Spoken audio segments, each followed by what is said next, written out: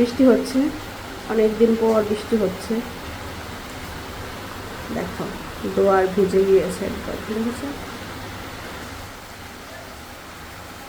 এই বৃষ্টি হচ্ছে, এখন হচ্ছে আমি রান্না করব।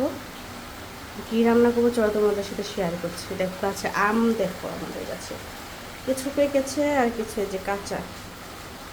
কত সুন্দর দেখা যায় গাছে থাকলে, তাই না? এখানে আমি পটল কাটছি, পটল ভাজা করব। এখানে পেঁয়াজ কাঁচামরিচ কেটে নিয়েছি। আর পটল ভাজার সাথে ওই যে আস্ত মরিচ ভাজবো, সেজন্য 4টা মরিচ আমি মানে মাঝখান থেকে ফালি করে নিয়ে ওভাবে রাখছি। আর করবো হচ্ছে চিংড়া ভাজি।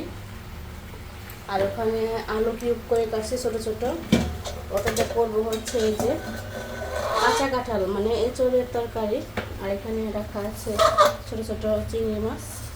তো চিংড়ি মাছ দিয়ে হবে এই যে কাঁচা কাঁঠালের তরকারিটা, সাথে যে কিউব করে রাখা আলুগুলো দিয়ে দিব।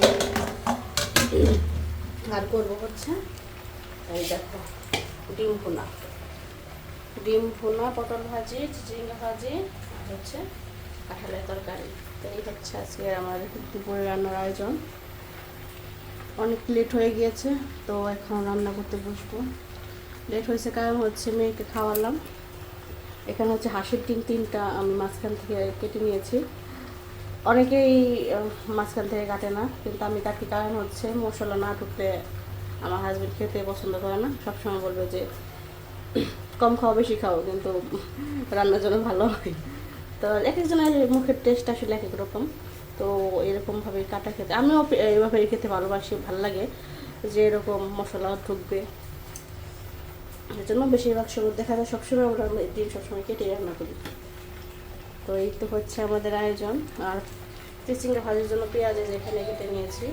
তো এই হচ্ছে আর হবে কাঁঠালের তরকারি। তোমার দাদা ভাই খায় না কাঁঠাল তরকারি, শুধু আমার জন্য।